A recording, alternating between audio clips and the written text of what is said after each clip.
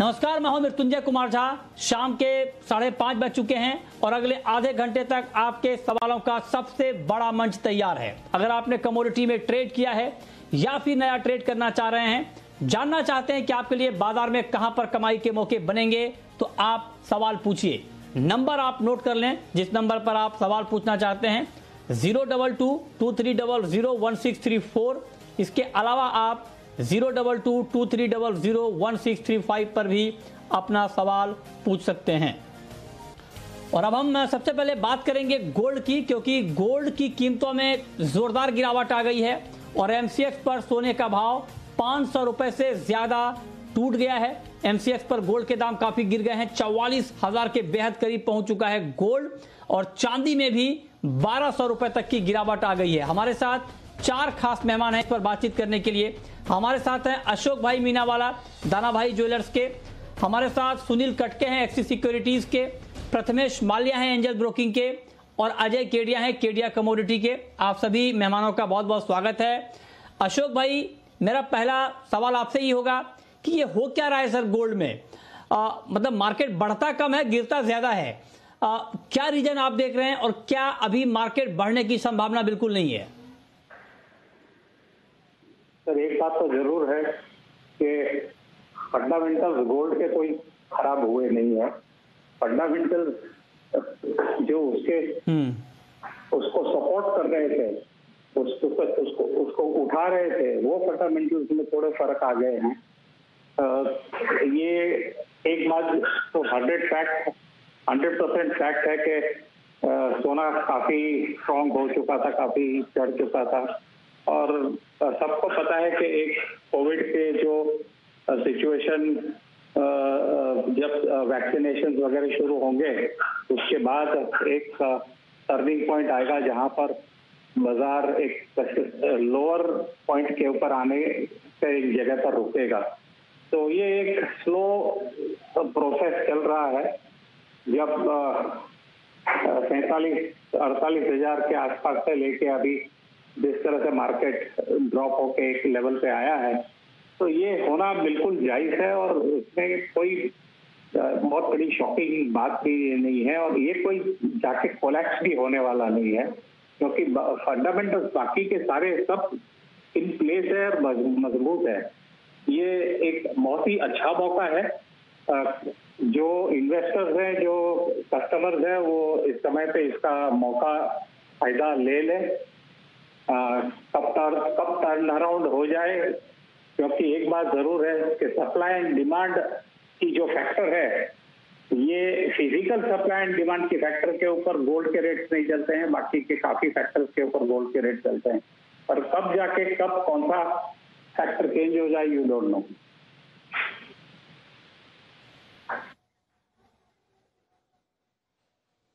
Okay, लेकिन दाना भाई, अशोक भाई, आप ये कह रहे हैं कि गोल्ड के फंडामेंटल उतने खराब हुए नहीं हैं।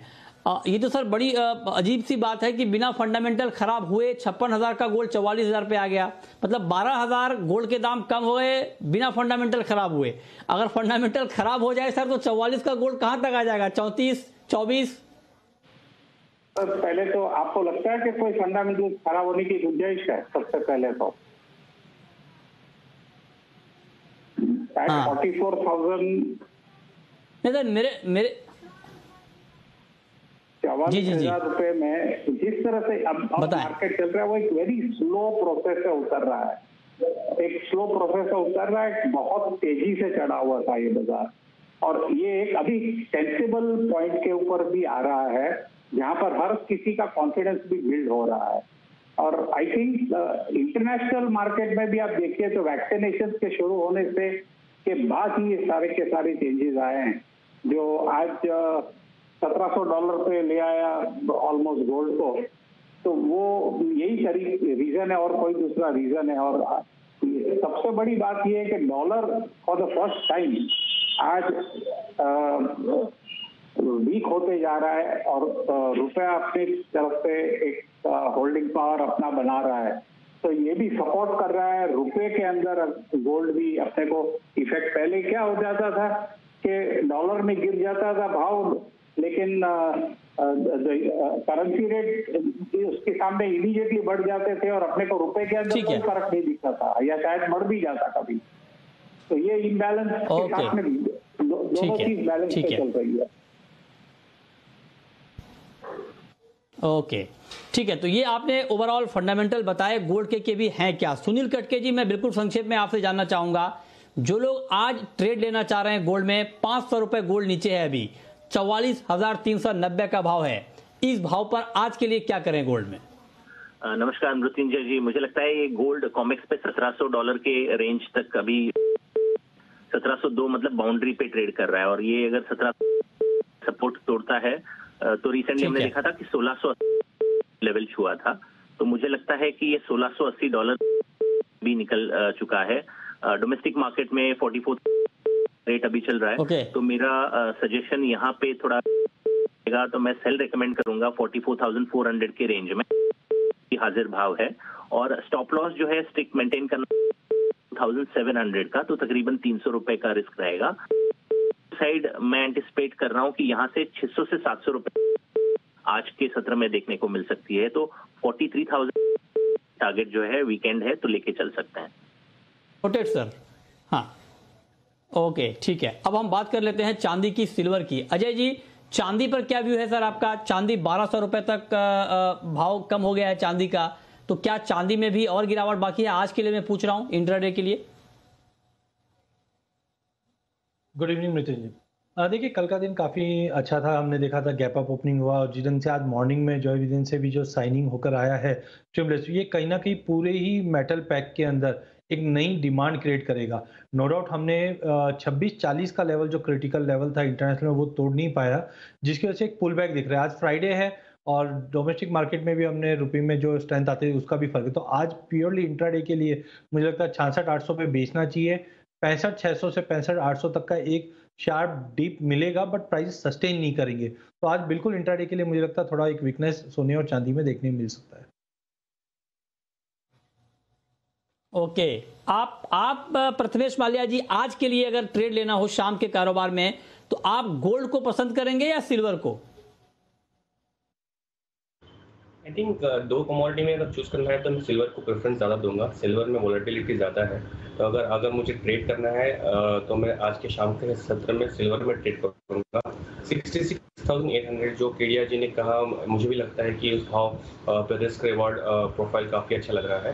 तो 66,800 पे सेल करना चाहिए और 67,600 का स्टॉप लगाना चाहिए, और नीचे में टारगेट करें 65,500 65,600 के आसपास आपको टारगेट मिलना चाहिए। मेरे ख्याल से सिल्वर में बेटर ट्रेड होगा इन कंपैरिजन टू गोल्ड।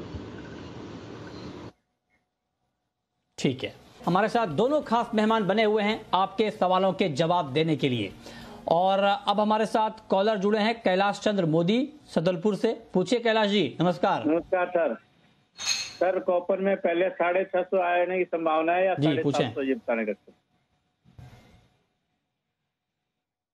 ये आपने बड़ा सवाल पूछा है। पहले 650 या पहले 750? वैसे 650 के नजदीक तो कॉपर दिख ही रहा है, मतलब 650 से नजदीकी ज्यादा है कॉपर की अभी, और 750 से दूरी ज्यादा है। तो बताएं प्रथमेश माल्या जी, क्या कहेंगे आप इस पर? आई थिंक कॉपर या सारे बेस मेटल्स में करेक्शन हावी है फिलहाल के almost last few trading sessions में। मेरे ख्याल से 650 पहले आएगा। अभी हाल फिलहाल में मेरे ख्याल से 670 इमीडिएटली दिखता है। उसके बाद नेक्स्ट सपोर्ट जोन है 664 के आसपास। तो मेरे ख्याल से ये दो पॉसिबल जोन्स में आपको तो ब्रेकडाउन दिख सकता है, और कॉपर में जो है रुख जो है नीचे की तरफ का रह सकता है। अगर आपको कुछ ट्रेड करना है तो सेल साइड में रहना बेटर स्ट्रेटेजी है। ठीक है, अगला सवाल है राजेंद्र का, हरियाणा से है हमारे साथ। पूछिए राजेंद्र। जय माता जी। मेरा केडिया जी से सवाल है जी, इस गुवार के अंदर क्या करना चाहिए? इन्होंने 15 मार्च कहा था, वह 15 मार्च से चलेगा ये बाजार। बताइए केडिया जी, 15 मार्च से चलने को तैयार है ना? कुछ बदलाव तो नहीं है उसमें जो आपने पहले कहा था? बिल्कुल, मैं दिसंबर से कह रहा हूँ कि 15 मार्च के बाद ही गवार में कुछ मोमेंटम हलचल आएगी, पॉजिटिव आएगी, नेगेटिव नहीं आएगी। अगर आप पूरे एग्री बोर्ड की अगर बात करें, पिछले 1 साल में सभी कमोडिटी बढ़ चुकी है, सबसे सस्ती कमोडिटी आज के डेट में गवार ही है। टाइमिंग मुझे लगता है कि अब मानसून भी सामने है और जो इन्वेस्टमेंट आ भी रहा है, तो ओवरऑल मुझे लग रहा है रिस्क रिवॉर्ड रेशियो के हिसाब से गवार काफ़ी अच्छी रहेगी इस बार। आई थिंक अगले हफ्ते से मोमेंटम पॉजिटिव आएगा। ध्यान रखिए, यहाँ पे अगर आप लेते भी है 3700 का स्ट्रिक्ट स्टॉप लॉस लगाना है। बड़ा मोमेंटम 15-20 तारीख के आसपास से चालू हो जाएगा, बट मेजर ब्रेकआउट 4000 4200 ये बड़े क्रिटिकल है। ओवरऑल मुझे लगता है कि इस बार सीजन में हम वापस 4400 से 4500 का लेवल करंट फैक्टर्स को देखते हुए लग रहा है, बट अगले हफ्ते से गवार में मोमेंटम पॉजिटिव आना चालू हो जाएगा। ओके, अगला सवाल है विनोद का, नासिक से हैं हमारे साथ। पूछिए विनोद जी। हेलो। अच्छा, विनय हैं, पूछिए विनय जी। हेलो जी, सुन रहा हूँ, पूछें सर। सर, कपास कल्ली। अच्छा, लगता है विनय से हमारा संपर्क टूट गया। दिनेश इस वक्त हमारे साथ जुड़ रहे हैं, पूछिए दिनेश जी। सर, कपास कल्ली पर 5 लॉट बाय की है 2250 पर। हेलो। 2250 पर 5 लॉट आपने कपास खली बाय किया है। बताइए अजय जी, क्या करना चाहिए इनको? मुझे मैंने पहले भी कहा था कि कॉटन सीड ऑयल केक में भी बड़ी तेजी है। 2320 का काफी इंपॉर्टेंट हर्डल है जो अप्रैल वायदे में अच्छे से तोड़कर होल्ड कर रहा है। आई थिंक इनको कंटिन्यू बने रहना चाहिए। इमीडिएटली अगर हफ्ता 10 दिन की बात करें तो मुझे लगता है प्राइस 2400-2450 तक दिखा देगा, और अगर अगले 1.5-2 महीने की बात करें तो मुझे लगता है 2550 तक का भी लेवल दिखा देगा।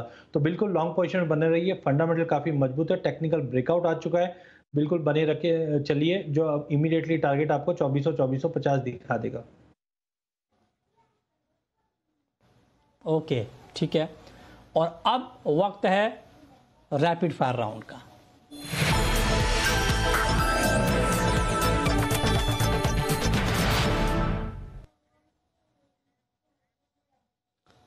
अजय जी, आपकी पहली रैपिड फायर कॉल। मुझे लगता है कल के गोल्ड की रैली के बाद हमने एक प्रॉफिट बुकिंग आते हुए देखा, तो बिल्कुल इंट्राडे के लिए स्ट्रिक्ट स्टॉप लॉस के साथ गोल्ड को बेच के चलिए 44,650 पे। डाउन साइड में 44,200 तक का एक शार्प फॉल देखने में मिल सकता है। आपकी कॉल प्रथमेश जी। मेरे ख्याल से कॉपर में बेचना चाहिए 677 पे, 681 का स्टॉप लगाना चाहिए, नीचे में टारगेट 671 के रहे। आपकी आखिरी कॉल अजय जी। मुझे लगता है कि क्रूड ऑयल काफ़ी अच्छा पॉजिटिव मूव कर रहा है। करंट मार्केट से भी क्रूड को लिया जा सकता है। 4880 का टारगेट रहेगा। ओके, बहुत शुक्रिया आप दोनों का बताने के लिए कमोडिटी में कहां पर कमाई के मौके बनेंगे।